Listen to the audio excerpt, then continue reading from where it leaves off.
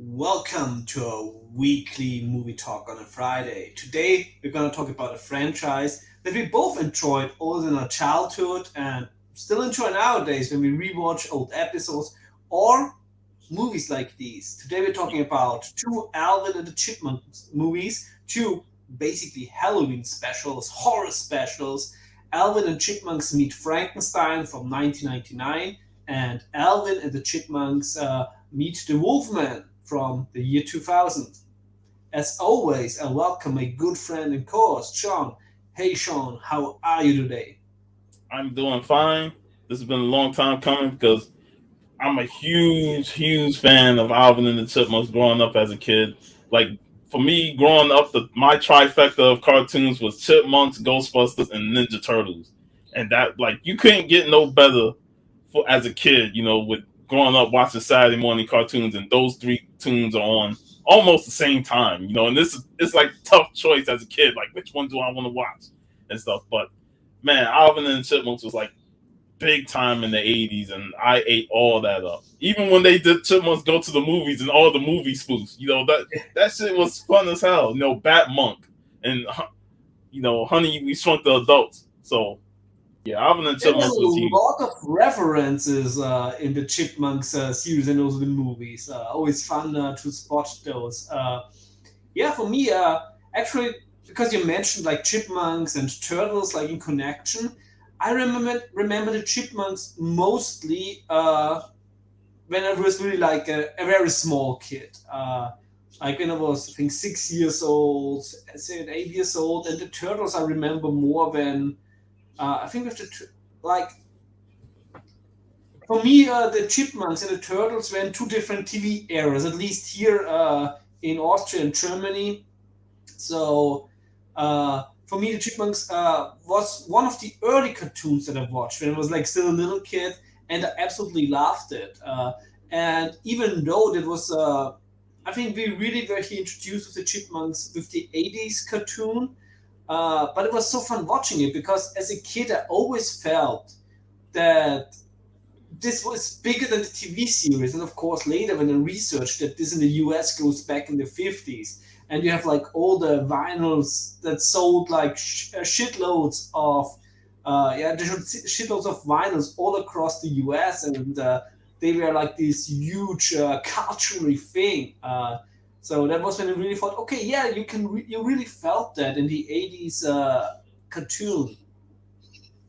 Yeah, most definitely. And they were you mentioned it backstage, they were such a huge part of pop culture, not Yeah. only for their music, but for them doing pop culture music in their show. And that's one of the reasons why we won't have a Blu-ray or DVD of that series because of all of the music rights tied up into it. I mean, I Yeah, remember when they did Thriller or Beat It, and the Ghostbuster song and stuff. It was like they did a lot of all the '80s pop culture songs that the Chipmunks was a huge part of that decade. yeah. This truly is something that needs like an official bootleg release. Oh, yep. But yeah, like you were saying, man, like Chipmunks go dates back to the '50s when Ross Bassinger Senior created them, and he was the voice of Dave, and he created the Chipmunks as this little anamorphic cartoon puppet act. First as a puppet act, then putting out music, and him and his wife at the time did all the voices and stuff, and then they created the Alvin show, which was the first Chipmunk cartoon, and that was a pretty fun show when you watch it, you know, years later. But then it took a hiatus around the late '60s and '70s, and Chipmunks was like, oh, that they dead, they washed up, that was more like '50s pop culture stuff. Then the '80s came and they got a new cartoon series, Alvin and the Chipmunks, and we all know that legendary theme song, at the start. And that was when their legend grew. The Chipmunks grew into this legendary status of because of that series. Another thing, the '80s was better again than nowadays. Even the reboots in the '80s didn't suck. Wow. They the reboots of the '80s actually did a better job than most of the originals because, like I said, those were Yeah, like 40s, 50s, movies. They had like limited budget back then. The 80s they improved upon a lot of that stuff. So, but the Chipmunks really like blew up in the 80s, and that was the reason that led them to their even bigger success. Going forward, because even after that series ended, they still had a bunch of specials, the Easter Chipmunk special, and all the specials that were showed throughout the years. And then we get to when Universal got the rights and they did these two films. And yeah, they and had those movies. before these two films, they had the Chipmunk Adventure in Yeah, 1987, the first big Chipmunk movie. and you know what I love most about these movies? Watching them now is I love 2D animation, and I know maybe the kids love it nowadays, like these CGI cartoons. I can't watch them. Like I'm out when I see this CGI crap. It's nothing beats an animation, hand drawn 2D animation. I And agree. these two movies were like done so well. Yeah, it was done very well. It kept to that traditional Chipmunk look, from that late 80s, early 90s, Yeah, and all the specials, and they just enhanced it. But they made sure they kept the core look. They didn't like really change anything from the designs. That's the one thing. Like I've seen the recent Alvin and the Chipmunks show that's 3D animated, and I just can't really get into that. Plus it's almost like a they redoing a lot of the stuff they did in the 80s just with modern sensibilities. yeah. I mean, it's for different generation. We have our 80s one, so uh, I'm not so mad when it's the same thing with the CGI Masters of the Universe on Netflix. I'm not watching it. I'm not a fan of how they changed everything. But it's a new thing that did it for the kids. Some kids love it, so it's completely okay because they made this with no connection to the other. Yes. Revelations, on the other hand, is an abomination that should not exist because it actually tries to rape the past. But with the CGI human, I have no problems. And it's the same with Alvin and Chipmunk. That's its own thing. It's for new generation. Like the people that grew up in the 50s had their 56 had their show. We had our show in the 80s, 90s, and yeah, if they like it, what a better. It's fantastic that three bloody chipmunks touched so many generations. And I love all three. I mean, of course, Alvin is the most known because it's Yeah, Alvin and stuff. But Simon is so underrated with his snarky characteristics and being the brains of the group. And then Theodore is just so lovable, with his shyness and always like to eat and stuff. And of course, he got the same color as Slimer, and they both like to eat. So I always put that connection together. But I they always liked Simon most. Simon is great. I love Simon. Him and Alvin have this great back and forth, and Mhm. and I love when Simon calls out on Alvin's bullshit, and Alvin just tries to keep egging him on and stuff. And Simon is the brains, and that's why that photo I posted. I just love how Simon just has this devious look about himself. In Yeah, that episode, every chipmunk has a story to tell. So Simon is just awesome. that's the funny thing because with the turtles, like Donatello is my favorite. And of course, Ghostbusters, you got Egon, so all the brains. Yeah, But yeah, all three of them, I love all three characters, man. And then Dave being the parent and having to deal with all three of them. He like Simon and Theodore, he'll take it easy on, but Alvin, he yeah, always gotta yell his name out. yeah. Poor Dave, poor Dave. Poor Dave. But yeah, it's so fantastic that with Universal, of course, they also were able to combine them with the Universal monsters, at least two of them. Yeah, Frankenstein in 1999 and the Wolfman in the year 2000. Both movies directed by Katie Castillo, who has some very high credits, like in the animation industry. Did animations on the heavy metal movie and on Ferngully, so like two fantasy epics in animation. Uh-huh. And it's interesting to see her like as a director, and also interesting to see how much she has grown like within the span of 1 year, because Frankenstein is an interesting movie. It's really funny, but the Wolfman I think is superior in every aspect. Yeah, I love the Wolfman, and the Wolfman movie really highlights what they could have done with the monsters because of Alvin's Yeah, obsession with horror and yeah, stuff. And they even had little tidbits of the monsters, the TV show from the 50s. I was like, yeah. oh man, I love that. I love the little callbacks to older references. So it definitely could have saw a Dracula, Chipmunks meet the Dracula, and that would have been Yeah, awesome.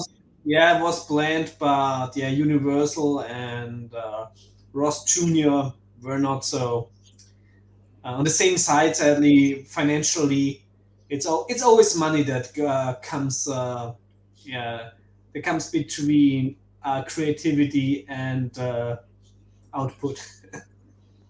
And of course, Wolfman had Maurice LaMarche, the voice of Egon, and the Brain from Pinky and the Brain, Yeah, as voice of the Wolfman, Lawrence Talbot. So he was awesome in that as well. exactly. And I think also that it has the better songs. Yeah, I will agree with that. Yeah, the first movie has like I think only like the things out there is a really great song. Um, Damn Bones is of course very classic, but not so much my style. And I think that if a monster came in and if you want to be friends, those songs are okay to manage. I think the Wolfman kept it simple with only 3 songs, whereas the Yeah, Frankenstein they had like 5 songs. And exactly. And I also think that the movement songs are like very upbeat, at least two of them, and earworms. I mean, my favorite one is like the Monks on the Mission because it has this rock opera feel, this mhm. epicness. So I truly love it. And of course, like when the movie ends with everything's gonna be alright, this is such a perfect ending because you really end this movie with such great emotion, like feeling good. And Monster in You is also it's like also like an earworm, very upbeat. So everything gives you like a very happy feeling. It's impossible to watch the Movement movie without smiling and just Yeah, feeling not nostalgia, but also just feeling happy. yeah, that's what these movies does. Not Mm. only you have the chipmunks as characters, but the whole movie just makes you smile. It takes you Yeah, back to those days where you really enjoyed the adventure of these characters and the story being told, and you laugh at the jokes, you laugh at certain situations and stuff, and you feel for them to the point where like once the movie ends, you're just smiling hard, man, because yeah, it's like so much innocence yet so much joy. yeah, and also that like the focus is more on Theodore. It's Yes, so well done. It's so well done, yes, and with Theodore being like within transition of being a werewolf, like he's really totally boss. When he got the hair slicked back. yeah. Theodore, he owned that look, man. Yeah, and suddenly he became like the alpha chipmunk. Yeah, like he ran the chipmunks. But Yeah, in this nice kind, like even character development, especially in contrast to the Frankenstein one, yeah, where he developed a bond with Frankenstein's monster, but yeah, he still has his childlike sensibility with the teddy bear and stuff like that. I got to have my teddy bear. I'm like, yeah. like Theodore is just so sensitive, but yet so lovable at the same time that you can never hate on him. Exactly. Yeah. Talking about Frankenstein, of course, it's very funny, and man, Frankenstein is also greatly voiced by Michael Bell, but they wanted to have originally James Woods as Frankenstein, and that would have been glorious. But it's so funny because I think Bell really nailed the German accent. So that He was fun to listen to. he definitely nailed the over the topness Uh, of Frankenstein. and it was also very gory, like especially when he dismantled Frankenstein and when he dismantled his monster, like with the move with everything. He took his head off and then fumbled the head. I have a spare. He like there'll be others, Yeah. and then you get like his collection of brains. Mm. So yeah, I he think that definitely the first movie dove a little bit deeper into the horror. However, it's a glorified episode. It should have been a 25 minutes, 30-minute episode. yeah, like for the length of the movie, it was fine, but this definitely could have trimmed down some stuff. Yeah, while the Wolfman movie is truly a movie. Yeah. Now it's funny how in the Frankenstein movie we saw Miss Miller, but then in Mm. the Wolfman movie we don't see her and we see the Chipettes. So it's like Yeah. the Miss Miller scene could have been cut out completely in the Frankenstein movie. She's not gonna play no role in it. Mm. It would have made sense if she would have had an appearance in the Wolfman because the Chipettes are in there. And she's their guardian. It's also something we have already talked backstage where I said I never thought I would have said this when I was a kid because as a kid I hated the Chipettes, but the Chipettes are really fantastic in the Movement movie. The reason why they were good in the Wolfman movie because they weren't overly used. They put them in places where Eleanor probably had the most screen time. And Brittany was like a glorified cameo. Her and what's Yeah, name. They were glorified like just appearances yeah. here and there. I think it's more than Eleanor. Yeah, but no, it was all about Theodore, and it made sense that Eleanor got a little more screen time because their connection. But I thought the Chipettes was used well, and they weren't like in strong competition with the Chipmunks because that's what the Chipettes was created for, that competition between them and the Chipmunks. Yeah. In the 80s cartoon, I always felt like they were a little pushed too, a little bit too hard, especially as a kid when Yeah, you watch it as a boy yeah, and suddenly new characters were introduced, always like very risky. It's like you've changed something of the formula that I love. So, but Even the first episode irritated me as a kid because they introduced themselves as Chipmunks when they're like, "Wait a minute, you're not the Chipmunks." It's ridiculous how they introduce them and say they're the Chipmunks when everybody know that Alvin and the Chipmunks name brand. So y'all not the Chipmunks. yeah, But my relationship with the Chipettes is about the same as the Junior Ghostbusters in that show because I was like, get off my screen. I don't want to see y'all. yeah. It's so interesting because now, especially with also with the extreme Ghostbusters, like now I think it's very underrated. Yeah, But when it came out, I didn't accept it. I mean, I was like, the animation is shite. I agree. But But that's one it's, thing I think it's the we same with the go ahead.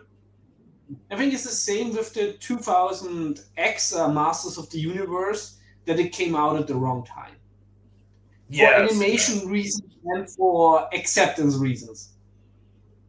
I really love that Master of the Universe show. Highly underrated. Yeah, But what I love about both movies is that it delves into Alvin's fixation on monsters, horror, and yeah, I love that aspect because Alvin is the most outgoing of the three, and he's the adventurous one. He's like the slash one that always gets in trouble and does all the outrageous things. I mean, he's the reason why they missed their second show at the at the playground because he's such an adventurer that he wants to go to the Dragonland. And What did they say to Mr. Yes Man? It's like, oh no, that doesn't sound at all like Alvin. He's like always on time. Oh, that sounds exactly like Alvin. it sounds exactly like Alvin. He's the only one that'll do something so outrageous. Simon and Theodore, like they like to follow the guidelines, but Alvin, he's like, man, fuck the guidelines. I want to go Dragonland. I want to have this sense of adventure. I want to go and have fun. And you only I got mean, an hour to go out there and have fun.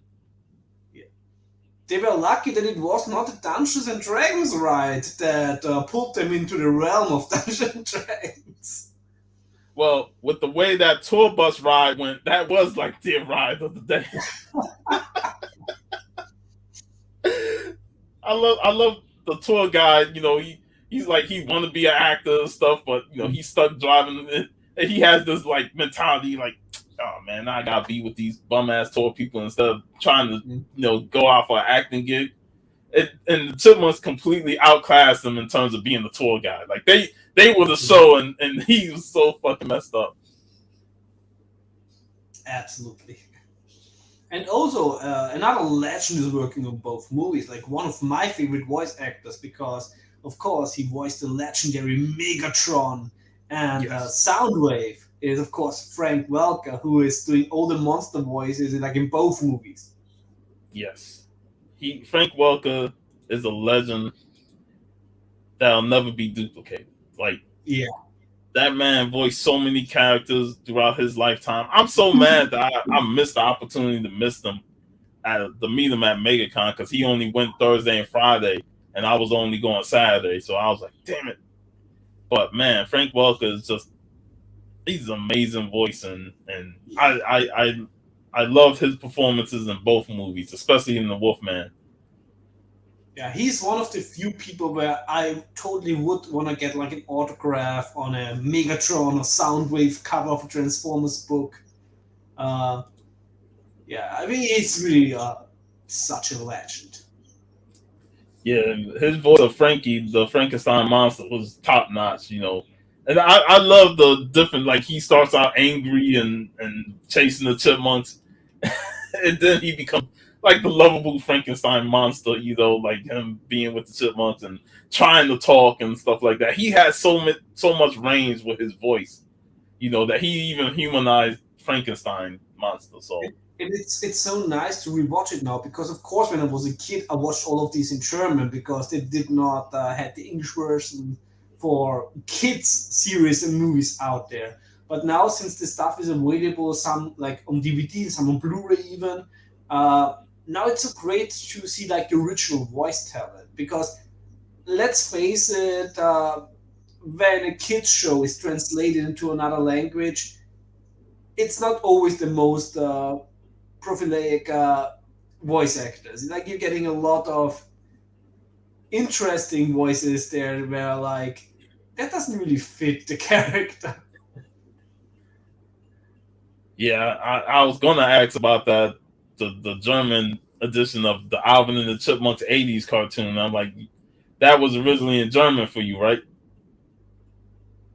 Yeah, it was. I really have. I think you have to go back now and maybe watch how it sounds because of course like ever since the internet is available and they're releasing DVDs where you have the choice which voicing do you want to listen to. Of course I always go for the original Mm. because dubbing will never, it doesn't matter even if they use great. No, it doesn't. I think that in some cases dubbing is good. I remember when I watched Suicide Squad and I had free tickets for the German release. That like the German voice actor made the Joker better than Jared Leto. Nice. But usually, it's of course it's always better when you listen to something in the original. Yeah, and the voice acting in these two movies were top notch. Absolutely, absolutely. Even though, like I said, it would be great if James Wood would have been Dr. Frankenstein. And in the second movie, in Wolfman, they wanted to have Tim Curry as Talbot, the character. I mean, Tim Curry. would I would always want him to be cast in anything. Tim Curry is awesome. Yeah, I Oh, remember one of my favorite parts about Congo, the movie is that he's really trying to it, do it, like a Romanian accent, and somehow it just sounds Russian. it didn't end well for him in that movie neither. So And in that movie, the lucky ones actually died first, like Bruce Campbell.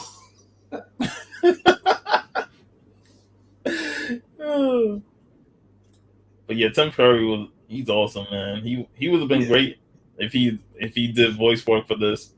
But the cast they had in there was awesome. yeah, I it, and special shout out to Ross Bassender and Janice Carson. They've been voicing the characters since the '80s, and they it's like their voices always stay the same no matter how older they get. Because they even did some voice work in the live action movies, and you know they they still have the traits to play these characters and still sound like the characters they supposed to sound like. and it's tough, because with a lot of voice actors, of course, you can totally hear when they're older. Hey, the Jackson Roykirk, thanks for joining, Thanks. fellow Hyperborean Age warrior. Yeah, I mean, I don't watch anything new Simpsons, but there's also a certain point when you can just hear that the people that voice the characters got older. But with the Chipmunks, I don't know if they're just so good or if they have a very good program to alter the sound. But it still sounds like they're young chipmunks and a very annoyed uh, uh, late 30s Dave. Ich bin Dr. Frankenstein.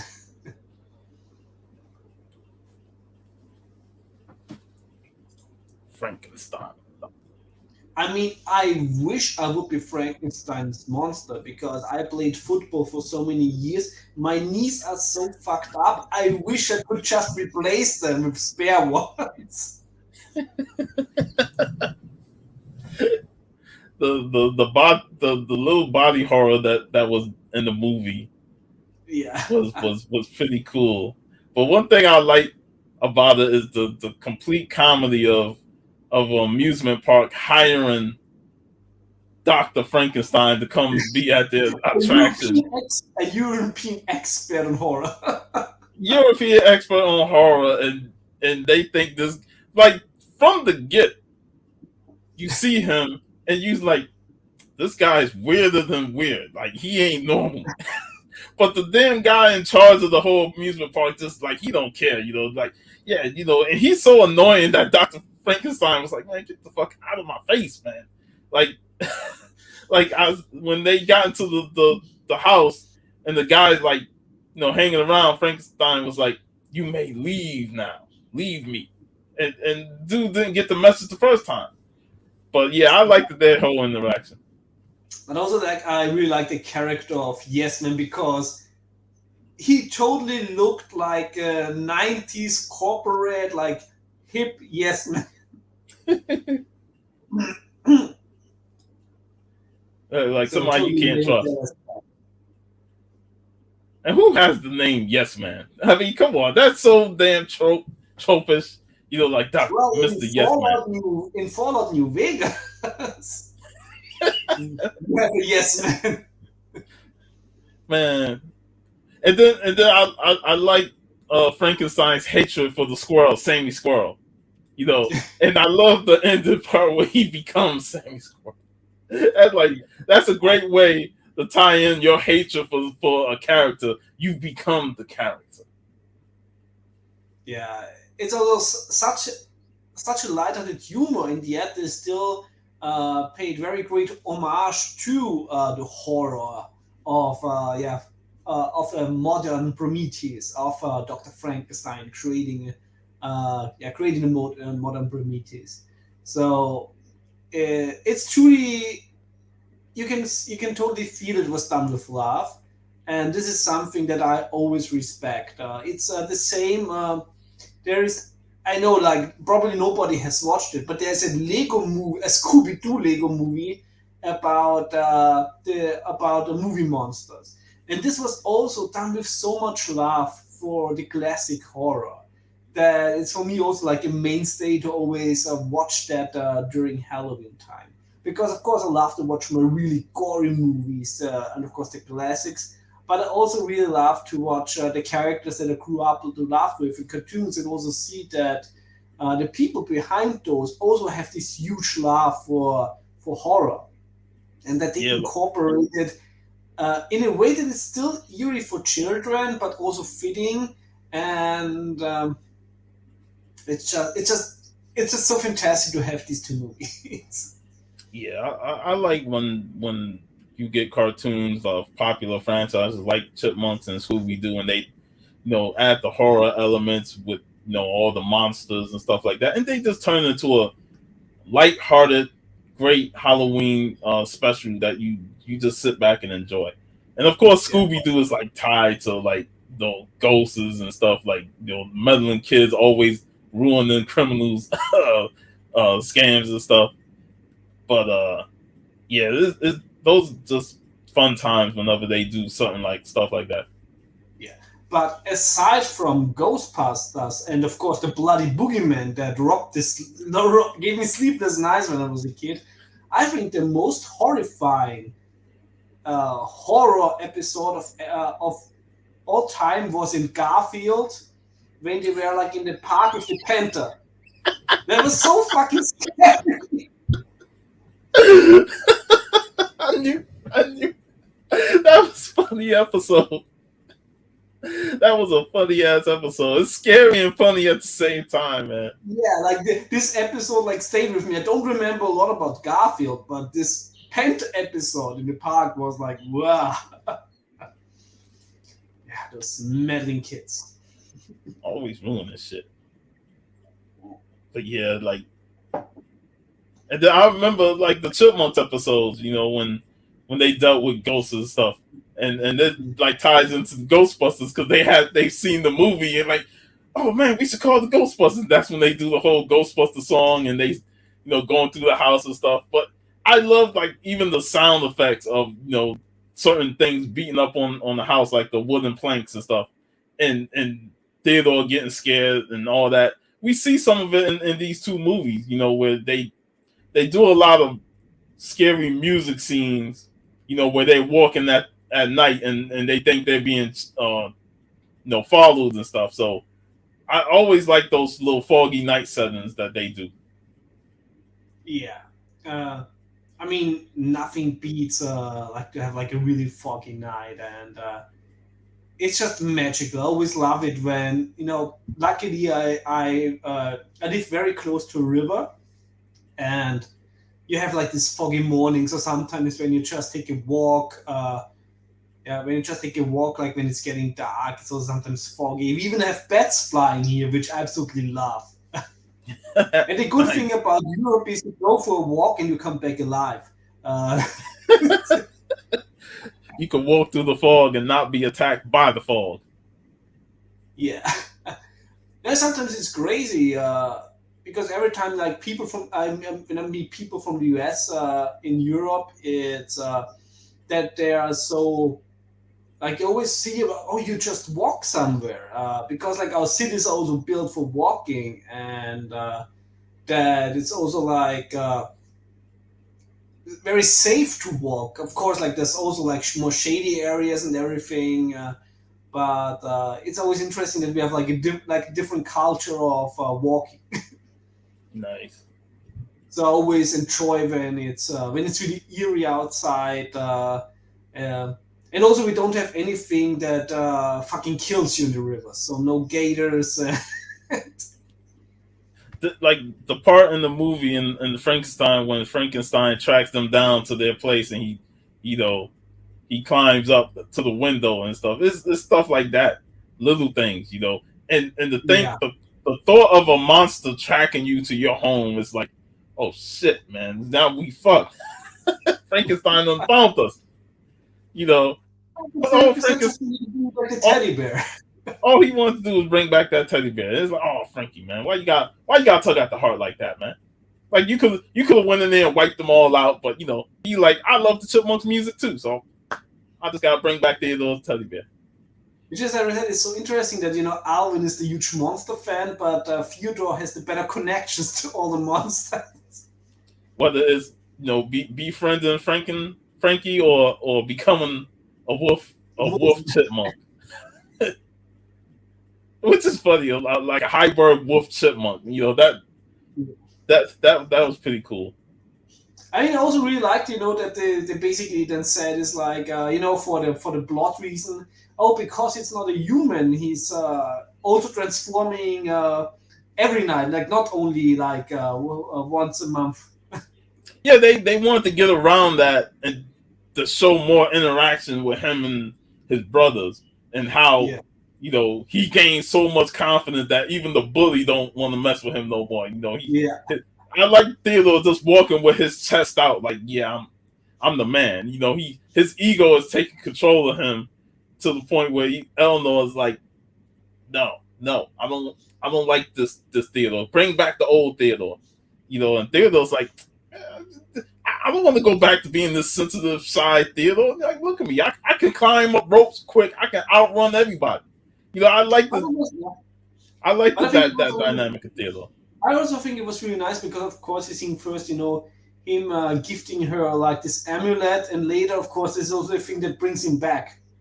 Yeah, He the sees it. amulet he sees it, and it's like it clicks the memory in his that that's what he gifted her. You know, and let's talk about how these some of these artists be scamming you out of money just to order a book. Because that was like the basis of the movie. Alvin's all of his horror stuff was taken away because he's having all these nightmares of the next door neighbor who is a wolf man. But and Dave and them was like, I had enough. They took all his horror books, all his posters. That's where we see the poster of the monsters and all that stuff. They took all that down, and Simon doing thorough checks on him, shaking out spiders and all that stuff in his shoes. But But like I said, like scamming people with books, we cannot relate to that in the comic book industry, can we? yeah, so they see like this madam on TV, and like she's selling horror stuff in the book, of monster guys and stuff like that. So Alvin, of course, can't help himself. He orders the book, and he uses the book as a basis to spy on Talbot and stuff. And he gets Simon. Sometimes Simon, I love Simon, but I'm like, Simon, bro, you already did a check, stealing, taking all his stuff from him, making sure he ain't going the route, and then you're gonna join him on investigating. Like, how can you do this, Simon? You're supposed to be with Dave and say no more horror shit. You're supposed to smack Alvin around and say, no, we ain't doing this crap. But you joined up with Alvin. It's like, come on, Simon. I mean, he did also say that, just to prove him wrong, but Like, I don't know. Like, Simon, I love Simon, but that point, I was like, come on, Simon, you got common sense. not the most consistent. But Alvin ended up being right, and then I wish Alvin would have said, "I told you so" later on. But Yeah. they It, ain't it really was play yeah, up on it that. was not like that the neighbor Lawrence Talbot was any subtle in No, especially when he wolf came to face, visit was like wolf. after they done ran through his yard and messed up his little flowers and stuff, his silver flowers. He came to the door all spooky and shit. Yeah.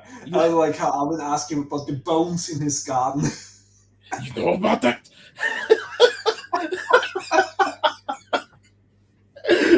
That was funny. As soon as he said that, I was like, see, you done giving them suspicions already by saying, you know about that? And like, Exactly, and even if it wouldn't be a werewolf, it would still be very concerning. yeah, And then he keep looking back at the moon and like, I must leave now. Just make sure they don't. I was like, Maurice LaMarche played the hell out of that character, man. Like, Yeah. I love his voice. between Yeah, it is. Egon and the brain and Pinky and the brain. I was like, Mm, oh man, he's just born to play like more horror type characters with that voice. I'm glad absolutely. I met him. It really is a classic horror voice. Yeah, I'm glad I met him. A couple years. I met him the same day I met Kevin Conroy and David Hayter. You know, Oh, so nice. but yeah, Must have been a he was. glorious day. Oh yeah, the first soon as the con opened up, I went straight to the back to stand on Conroy's line because I knew that was going to be the line that's going to be the longest. Then I met Maurice, and then I met David Hayter. And it was awesome. It's like who's not coming to Florida? Like it really feels like every weekend in Florida. Oh, we're going to this con. This person is there. This person is there. I'll say this though, if I get the opportunity to meet Tia Carrera again, I'm definitely gonna have some more money on me to get a photo. I'm talking about one of those If pictures. you do, uh, if you do, just I will PayPal you money for an autograph because I would love to have. There's like a Dark Horse comic where that has Aki Washa on the cover. I would love to have that signed by her. All right, if she come back, I'll definitely let you know. Yeah, I would just probably Definitely just sending you the comic just in case. nice. But yeah, everybody coming to Florida, so we just need a portal to have you come over. Just Yeah, don't blow up any bridges when she's coming to no. Florida, like in July.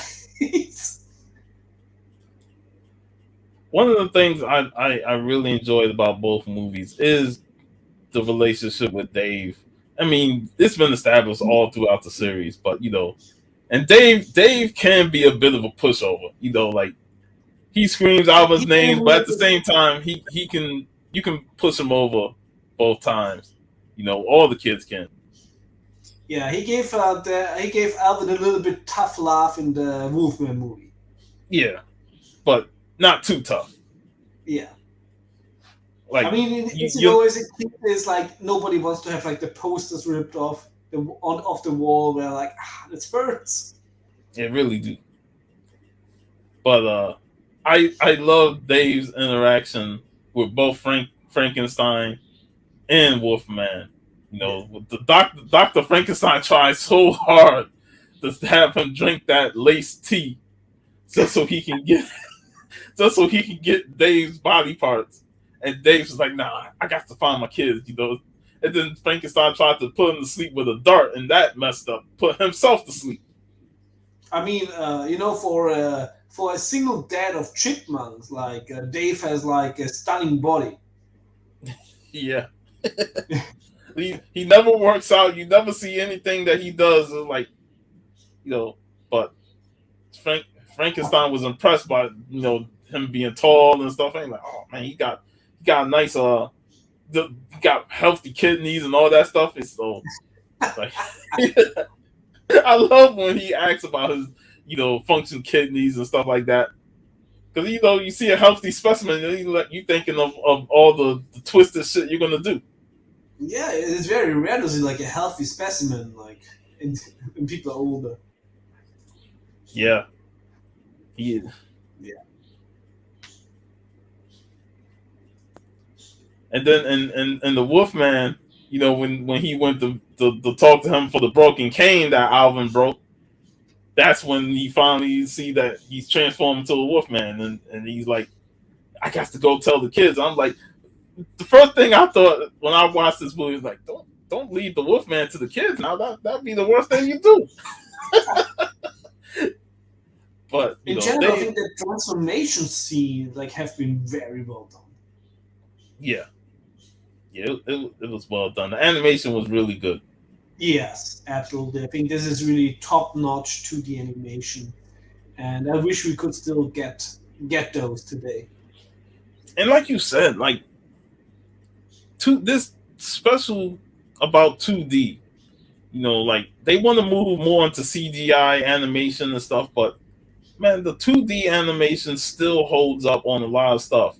Especially like considering where the Chipmunks started in the the 60s with that the first Alvin show, and then the 80s Alvin going into the 90s. I feel like each each time the Chipmunks animation grew and grew, and I felt like these movies were like the perfect animation style. Yeah. Like I wouldn't have mind had things worked out between Basinger and Universal, that after we got another movie, we would have got another Chipmunk cartoon series with that animation. That would that would have been glorious. I just think about the possibilities, or if they would even have done the third movie with Dracula, because this is like it's truly missing, like the, the Dracula movie. Like they could have interacted with all the Universal monsters, the Dracula, and then Mummy and stuff like that. Like they could have made Halloween special movies for the next couple years. Yeah, I think But especially with the Mummy, you could have really done like a fantastic adventure movie, yeah, like and we've seen at a vacation in Egypt or something. we've seen like Chipmunks do adventure stories in their own series. You Hmm. know, so they definitely could have done something with the Mummy. Cause I can't remember that episode where they went on that treasure hunt. You know, and you know they dealt with like little monsters here and there, and they had their own little chipmunk tribe there. I I really enjoyed that episode, and it showed that they could have done a lot more adventurous stuff.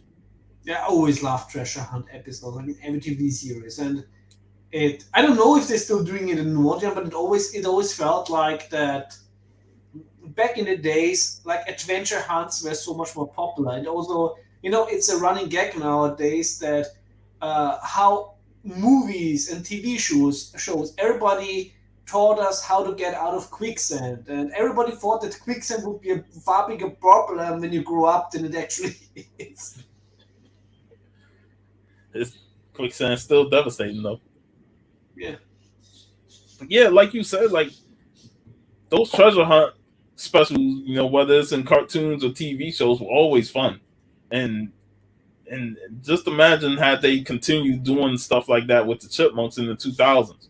Because I liked the live action movies. I didn't love them.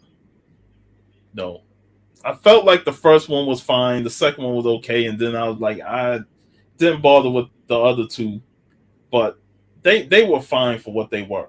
But I'm used to like just seeing the Chipmunks in animated form. That live action really doesn't do it well for me.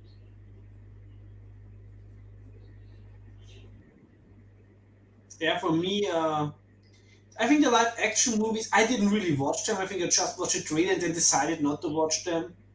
It was a little bit, how do you say, it was a little bit too far in the uncanny valley. Mm. And the music was too modern. That's to be expected, but Of course, it's expected. Like it always tries to be, of course, contemporary. I just like I really couldn't get behind it, and that's why you see these Chipmunks are more styled after the movies, and I got them because they're Chipmunks, and you know I got to have them in the collection. But I prefer the old style Alvins. You know, like Yeah. I wish that I would have gotten the like Simon and Theodore. And matter of fact, I did have a Simon and Theodore to go with him, but I'll tell you a funny story. My brother went down south, you know, with my grandmother and stuff, and he stayed. So my mother gave him Simon and Theodore to go with him. I went down the next week, and you know, I found Simon and Theodore stripped butt ass naked. They ain't even had their shirts on. They was just like, yo, where's Simon and Theodore clothes at? He's like, oh, we don't know. I was like, did the cousins get a hold of him, Jamal? And Jamal didn't really answer. But I was like, damn it, what the fuck, man? And then Did he, the next did he time, confuse them? huh? Did he confuse them with Chipette love puppets? Oh god.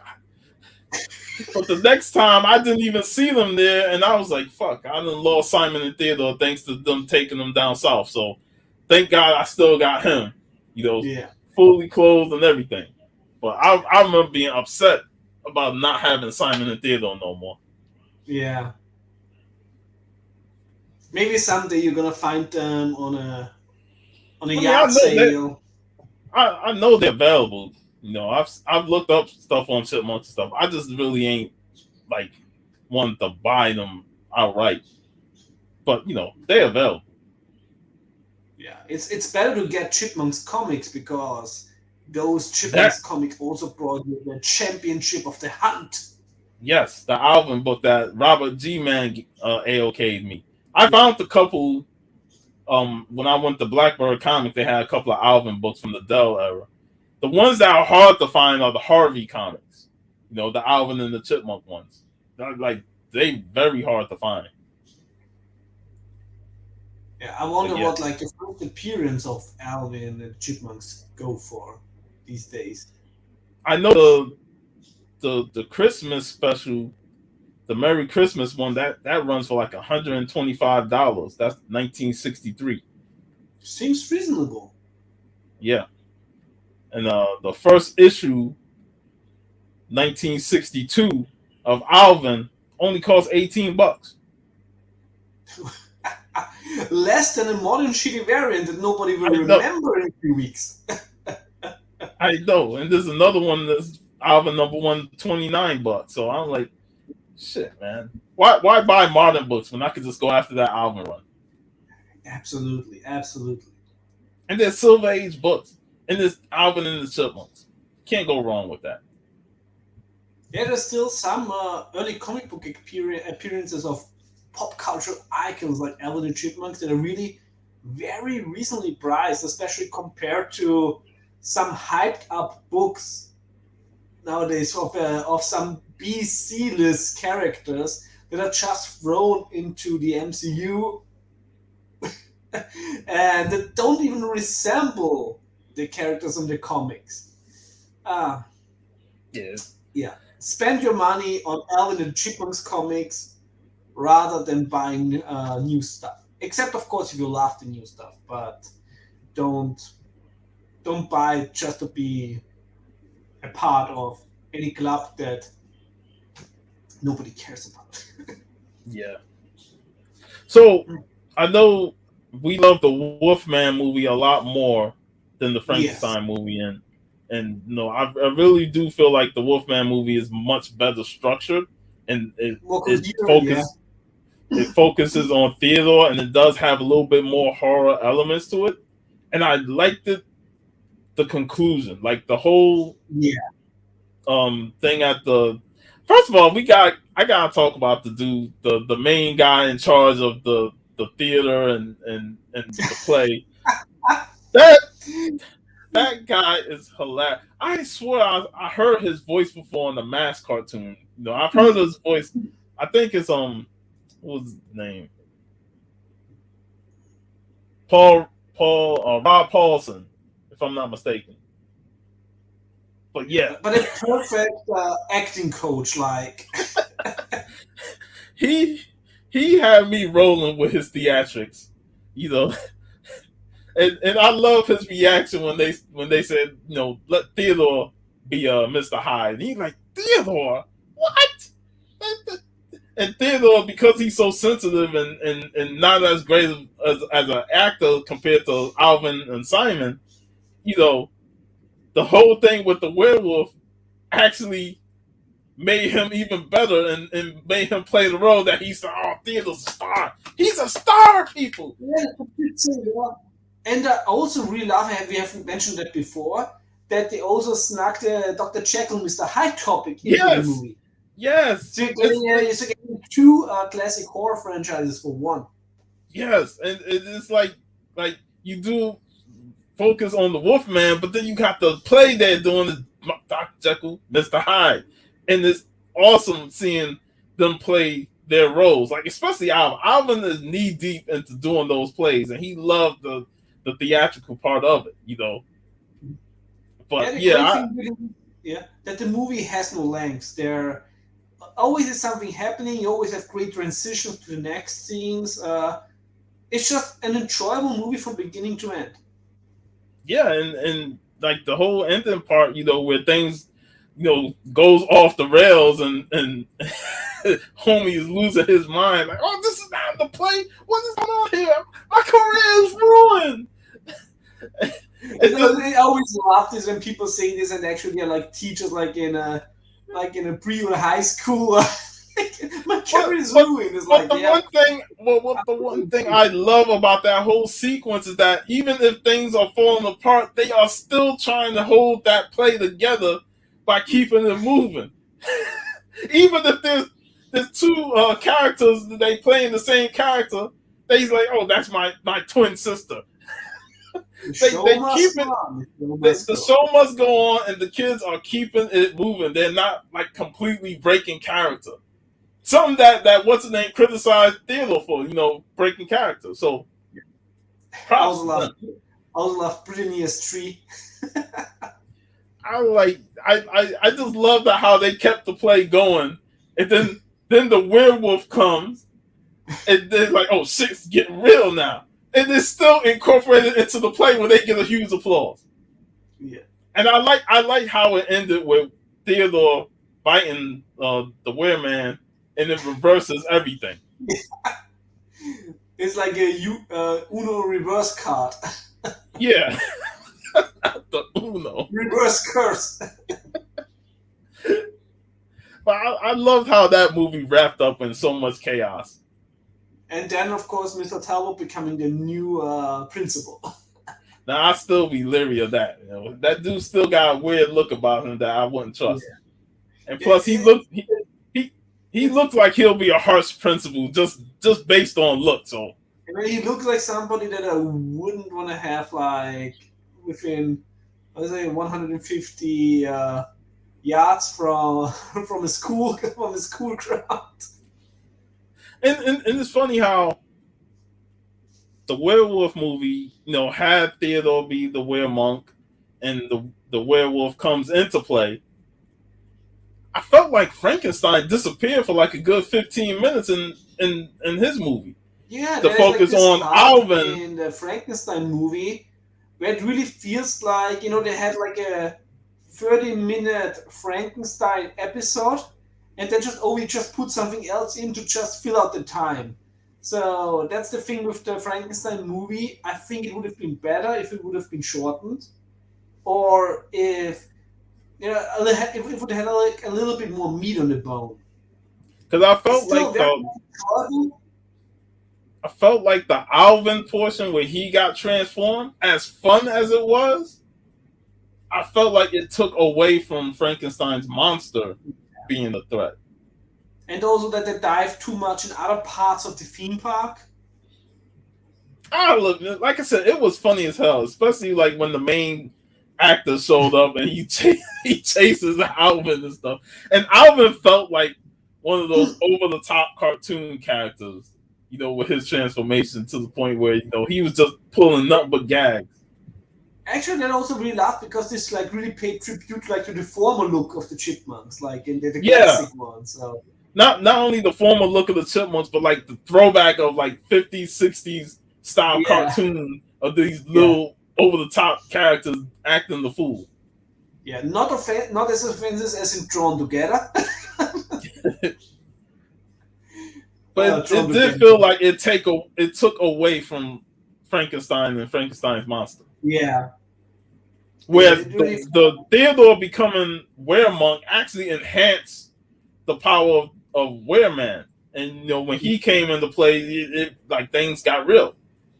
So, exactly. Like the second one always stayed on topic, and also the songs were better placed within the movie. Yeah. Because I felt like the Frankenstein one had too many songs. I felt like 3 songs should be the limit. When you have 5 songs, now it's like you're padding out the movie with music. Yeah, and there's nothing want the audience too long for more and not like to be oversatisfied. And there's nothing inherently wrong with the songs. It's just that when things start to get moving, then you get a music break, and I'm like, I could have done without that song. Yeah, like I said, not bad, not terrible. And in the Wolfman, like there was no music break, but the music was incorporated into the action what is happening, like with the monster mission. Especially like the montage of Theodore embracing Yeah, his new personality. Like it felt connected to his story. yeah, the monster in you. Yeah, it was. It's like just. I think exactly how the Wolfman movie is. One should do like a crossover between a classic horror franchise and a child cartoon that everybody loves. Like this is. I think this is sort of the gold standard for this. Yeah, and like I said, both movies has their place, and I enjoyed both of them. But the Wolfman is just the superior film. Yeah. I mean, the Frankenstein movie came out earlier, so it also feels a little bit like a test run. What you can do with the cooperation between the Chipmunks and Universal. Yeah, but I didn't feel bad for Doctor Frankenstein becoming Sammy the Squirrel. That No, really no, paid off. It paid off his complete hatred for Sammy the Squirrel. You hate something so much that you become what you hate, yeah. and now he's got to be Sammy the Squirrel for life. 'Cause, I mean, I even think it would be so great nowadays to make like if you would really make a crossover with modern like horror legends. So I mean, like very close to Dr. Frankenstein, of course, like Dr. Herbert West, like Alvin and Chipmunks meet the reanimate. now, now you really digging into reanimating bodies and stuff. I mean, I was still hoping. I was not reading any spoilers, but I was so much hoping that we would see Bruce Campbell as Ash in Multiverse of Madness. I was so hoping for this, but of course, like with all these rights, Sometimes you get your hopes up and you end up being disappointed. we almost got like with the Freddy versus Jason crossover. It was almost also with Ash. I mean, we got it later in the comics, This would have been so but awesome. Ash with his chainsaw and his groovy lines. But yeah, both of these movies are like nostalgic trips for me, and yeah, and being the big Chipmunk fan that I am, it's just so fun rewatching these two films, and just it really makes me want to watch the entire fucking series, man. If only there was like it won't be on streaming, it won't be on Blu-ray. It's like we're denied because even the Alvin DVD that they put out a couple years ago, that had episodes. Man, they took out all the songs. They redid all the songs, and it's like, man, it don't hit the same when they I don't know. sing "Bad to the Bone." Like that, when he sung "Bad to the Bone," that just it hits. He's like you're singing with Alvin, so it, it, Yeah, it don't it's feel the used. same when they edit out the censor. I think even when people have the copyright, they should show some heart with this and just say, you know what, this is actually the best advertisement we get. Yeah, and as a kid, the Chipmunks put me on to music that I didn't listen to at the time. Yeah, So when I heard the real song, I'm like, hey, I heard that on the Chipmunks, and then I like the song even more. exactly. Yeah, So it boggles the mind of how they don't want to just pony up the money and say, hey, we'll pay. I know it's a lot of artists, so it's a lot of money, mm, but I'm like, so you got to come to a in between on this because Chipmunks is just too big of a franchise for you to just say, oh, we'll put it out, but we're gonna redo all the music, and it's yeah, it's gonna hurt the value of what it originally meant. yeah. And it's not. It's also then not worth like redoing it because if without the music, it's already bothers you when you watch a TV series and you just have to take out like the title music. Like when you get the DVDs from Married with Children, of course, it doesn't have this Sinatra song in the beginning, but a blatant ripoff of it. So it doesn't take the Or same. or when you have WWE Network and they take out the entrance themes of certain wrestlers because of copyright. Voodoo Child, bloody Voodoo Child. It's not the same, and it's not Voodoo Child. So it's like what the fuck? Like that I don't even want to watch ECW. I don't even want to watch ECW on the network. How can I not watch ECW and not hear Sandman's Into the Sandman? Like, come Yeah. on. Hey Chase, I heard about what you have done to Theodore and Simon. Dirty, dirty, dirty. I wouldn't say it's him as more the other cousins, you know. But yeah, I told him the story about, you know, when you went down south with grandma and you took Simon and Theodore with you because mom said that. And yeah, they end up not coming back on the trip. You know, so I was like, That actually sounds like a horror special. yeah, it is.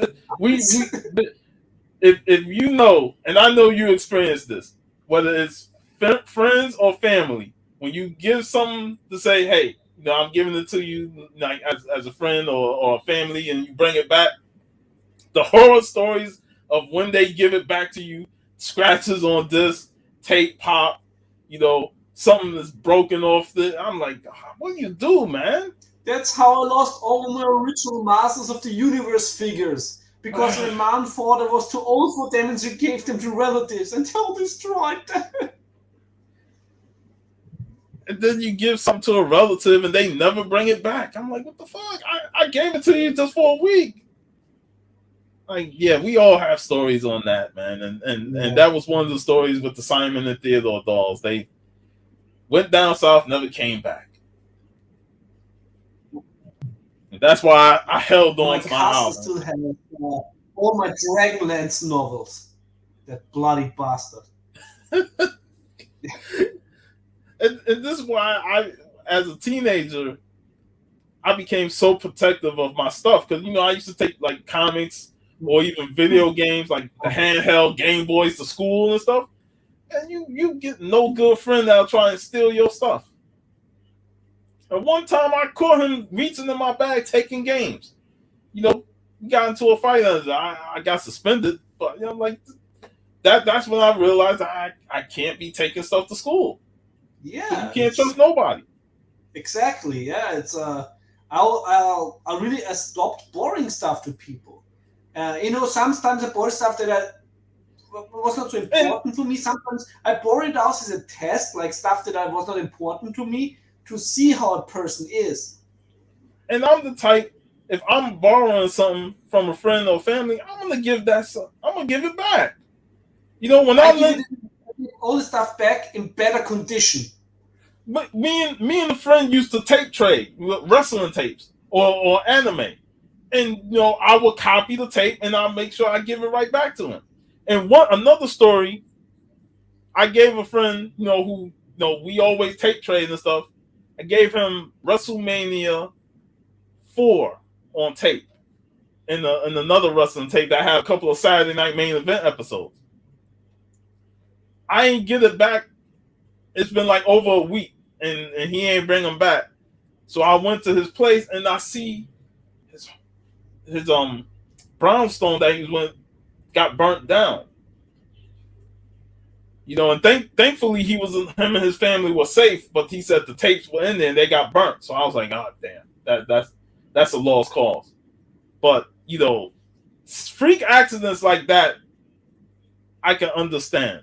But people who don't want to give your stuff back and you've been hounding them for weeks, like, yo, where's my comic book, or where's this book at? Those are the ones that I hate the most, because then they don't want to give your stuff back. Yeah, I have to say, once I borrowed out Final Fantasy VII on the PlayStation, and I wanted it back, and the person came up with all the excuses. Oh. But then I got it back, and then later, he told me that he accidentally broke a disc and he was so long looking for a replacement. So that was actually like, okay, that's fine. Like, I mean, you could have told me, like, I wouldn't have killed you. Man, a tear come down my eye when they said they broke it. Exactly. Like, that's like a breach of trust. Oh, I gave it to another friend. He wanted to borrow it. I'm like, bro, you ain't talked to me about that. Yeah, like you don't have the executive power to borrow it to somebody else. Like, I borrowed it to you. You read it, you copy the tape, whatever, and give it back to me. You don't give it to somebody else. yeah, That's how shit get lost. Because then now somebody else is responsible for it. He might give it to somebody else. He gonna give it to somebody else. She gonna give it to. It's like, come on, man. yeah. That's like because I had a fucking list back then what I borrowed to whom so I don't forget. And when suddenly people borrowing like to other people, the list doesn't work. This is why. I mean, the list doesn't work like This is that. why when we used to do tape trading, and back in the days we used to have connect two VCRs just to copy the tape to the other. Yeah. I try and do that as quickly as possible so I can give him back his tapes. I'm not trying to hold on to his tape. I'll watch the video while I'm recording them, and then I give him back his tapes within a certain amount of time, whether it's a day or two. But some people they want to keep it. I'm like, bro, I then it got to the point where I'm like, all right, since I don't trust this person because he's sometimes be so late in bringing it back, I'll make a copy for you. And like, here's a copy of the wrestling tape. Here's a copy of the new Dragon Ball Z stuff.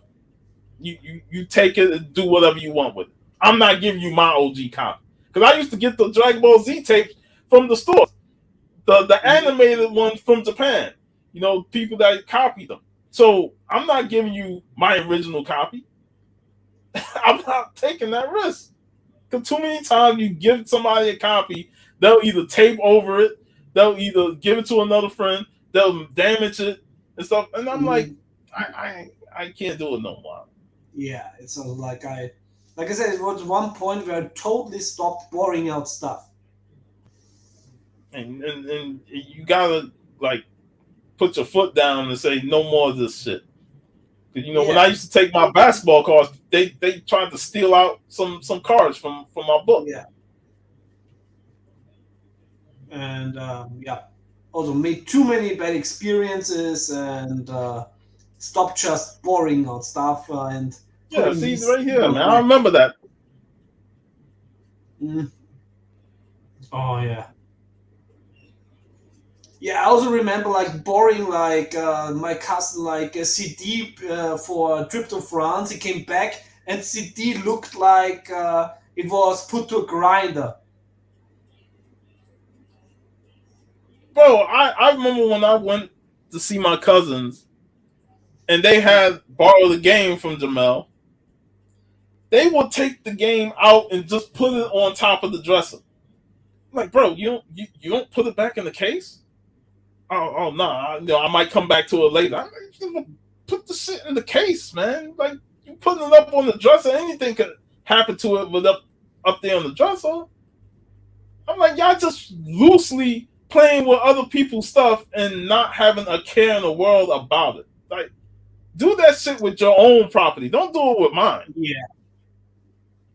Because like every time I borrowed out stuff, first of all, I hated borrowing stuff because I had always too much anxiety that something could happen. So I was always treating that better than my stuff. Yep. Yeah. But what we have established today is cousins suck. Like not the way they suck in Alabama, but the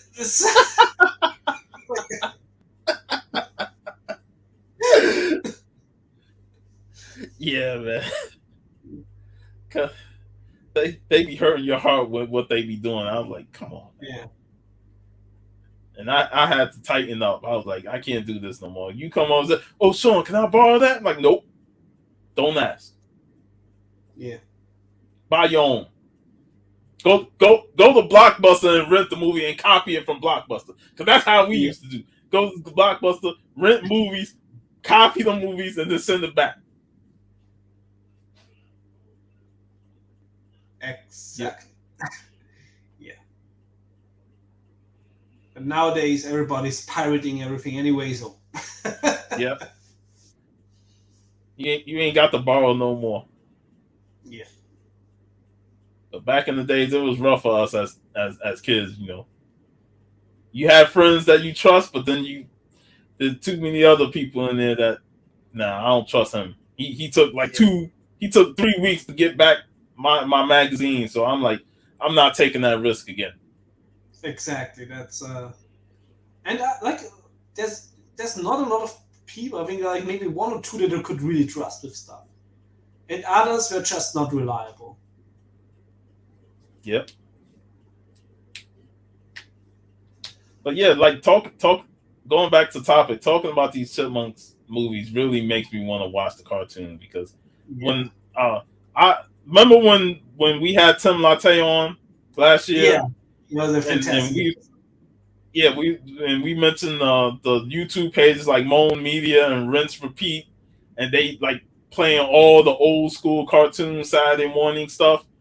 Moan Media had posted the Chipmunk episode, and I watched it, and like it got me feeling for more. You know, I remember, and I do have a couple of episodes on VHS with other cartoons, but you know, I want to watch them on like Blu-ray or DVD or something like that without the tracking lines of the VHS.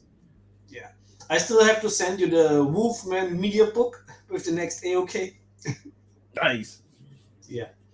But yeah, I totally recommend watching both of these movies. You know, the 30th this year, Devil's Nights, don't also forget to watch The Crow on Sunday, is a Sunday.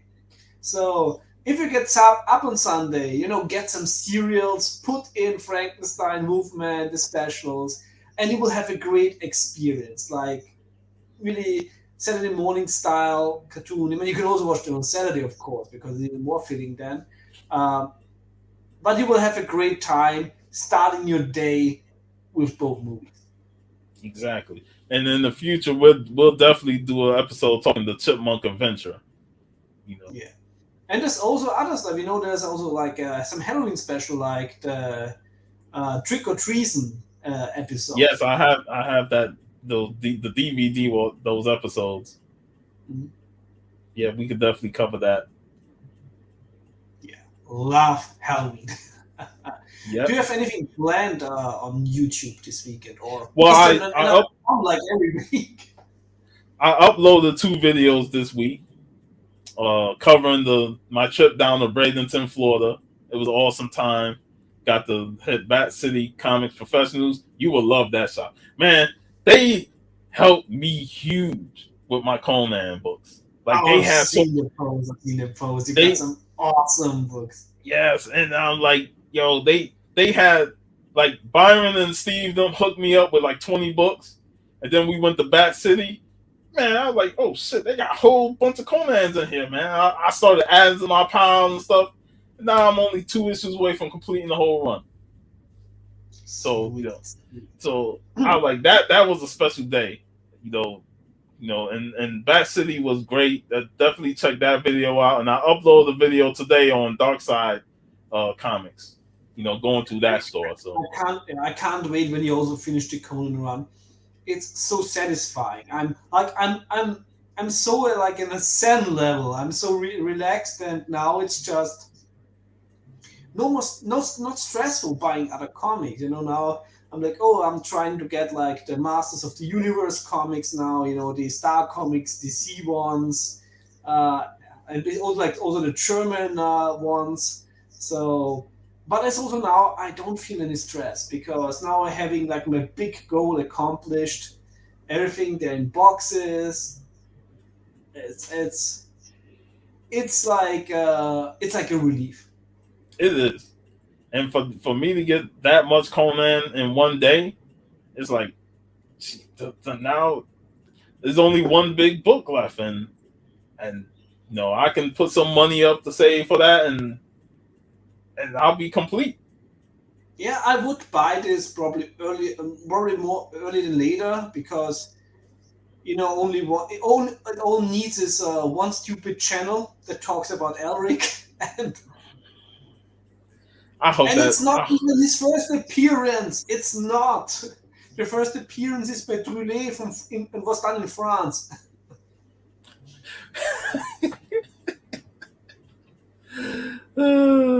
But yeah, And I just need. it's very rare that I stand up for the French. But in this case, the first appearance of Elric was done in France.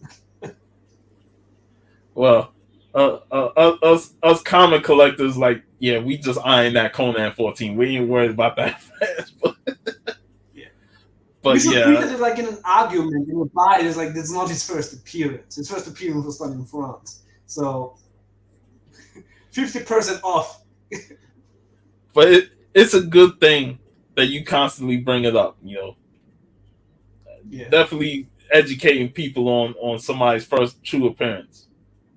Which is also interesting because I bought the metal Hurlant from France with Fire and Ice, and there is like from a part of the movie, like a comic book in there. So it's like that metal Hurlant is the first appearance of Fire and Ice in comics. So when the Oh, new nice, Dynamite books come out, they're not the first Fire and Ice. nice.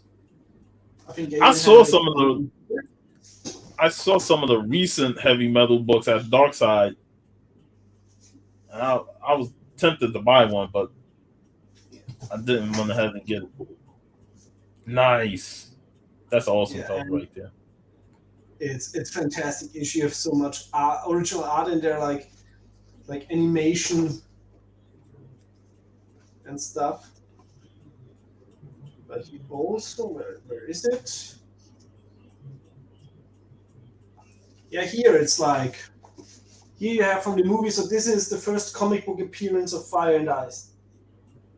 Because Nice. you have panels, you have speech bubbles and everything. So this is the true first appearance. I also sent Sarah one for her birthday. Yeah, here's, Nice. That's awesome. yeah. Wow, panels though.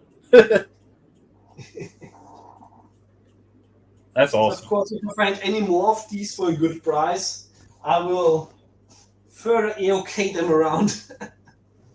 That is awesome. But yeah, outside of the two videos, I really don't have nothing planned for this weekend. There's no Comic Call Crew episode. We did the Biggie Shack show last week, and oh yeah, I just want to say props to you. You joined the Comic Call Crew last week. I came in late because of my time out, but it was great to see you on that show. Maybe you It know was fun. super fun, and you got to be a part of those segments and stuff, and have some great points. So it was great having you on the It was Comic Call also Crew. finally, it was great again to be finally on a stream with Matt, and also fantastic to see Xavier again. Of course, Al. We have to get Al back here on the show. We Yeah. have to next year. We really have to talk some Godzilla movies, and we have to have Al on for that. Oh man, if we talk Godzilla movies, Jet Jaguar, and all that stuff, it'll be a wrap. I'll If you're be I'll building be definitely I'll be preparing for that, like a whole month watching nothing but Godzilla movies. Because I like you said, we grew up off those marathons.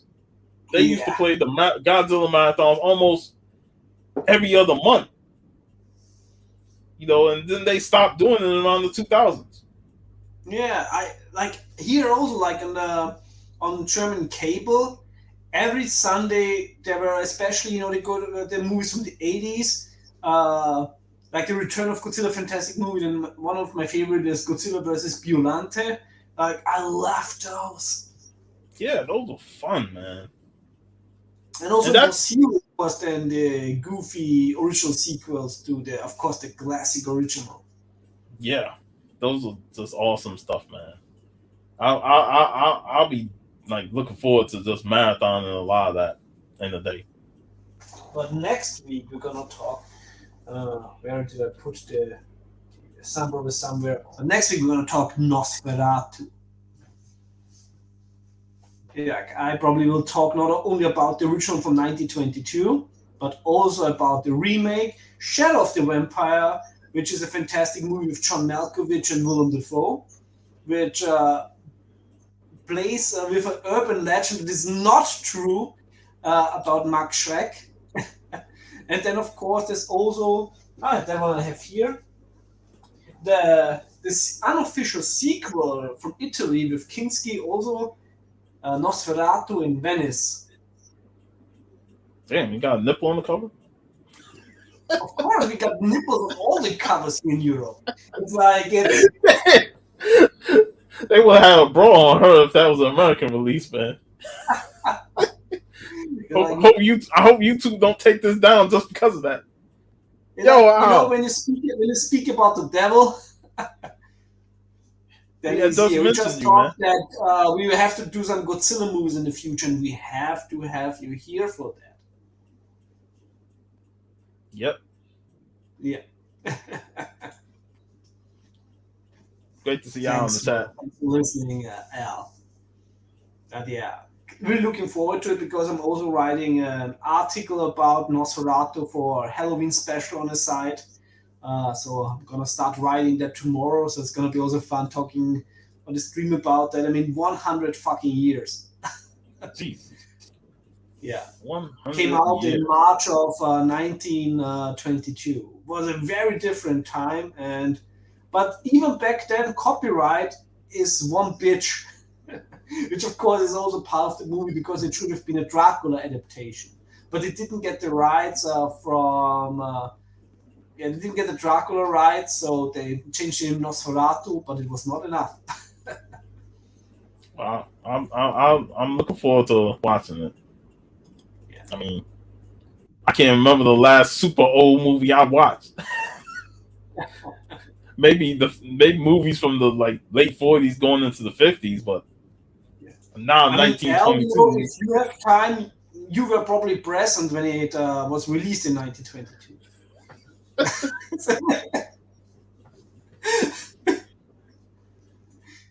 I'm bored. Yeah. So great. But But yeah, it's a great way to hey, great way to close out the month of October. And next month is the big Rocky month. every And Friday, two fucking Rocky movies. and they just released the trailer to Creed 3. Really? Yeah. And I know we're talking Creed 1 and 2 at the end of the month. So next month's gonna be great. Like just reliving the Rocky marathons, man. You're And basically finishing October and boxing us boxing into into November. November. Even though in the UK Boxing Day would be in December. However, We're doing it early exactly. and we're talking Rocky. So we're gonna be getting our box on. You know, we're gonna be having the theme songs in our head. I the Tiger, the Rocky theme. It's gonna be a blast. It's gonna be a It's blast. gonna be epic, and of course, can't wait, especially for Rocky Freeman, because we're also gonna talk a shitload of Hulk Hogan in that episode for sure, brother. That movie right there is the prelude to WrestleMania, the first WrestleMania, Yeah, Hulk Hogan and Mr. T. So we all gotta thank Rocky for that. from Thunder Lips to Thunder in Paradise. Yes. So yeah, it's gonna be fun. I can't wait to talk. I still need to watch the special edition director's cut of Yeah, Rocky 4. I also I'm still have to get that. Yeah, yeah, I'm looking forward to watch because I, as much as I love the first three Rockies, Rocky 4 was like so epic with that fight with Drago. Like I used to watch that fight 1,000 times in the week because it was so good. yeah, and the montage scene, of course, like this. Oh, I love those '80s montages. they're epic, and yeah, and Stallone versus Lundgren is also gonna be very interesting. Of course, also plays later into the second Creed movie. Yeah, I'm looking forward to that. So it's gonna be a fun November, man. Straight boxing, straight boxing. Absolutely. So yeah, again, thanks to everybody in the live chat. Thanks for posting. Thanks to Jackson Roy, D. Jackson Roykirk, to Chase, to Al, and everybody who was just maybe stopping in and didn't say anything. And of course, thanks to, of most of all, to you, Sean, for being here. Best part of the week. And also thanks to everybody who's watching this on the rewind. So enjoy the chipmunks. Maybe Because it's really true, like you said. You're watching these specials and suddenly you have this urge to rewatch the old cartoon. Yes. Hmm. Yes. And it's hold up so well. Most definitely. Yeah. And you'll be So, screaming, Alvin! yeah. But yeah, Thanks, great show. everybody. Hope to see you then next Friday when we're going to talk the Nosferatu from 1922. And otherwise, have a savage weekend. Later, Bye-bye. y'all.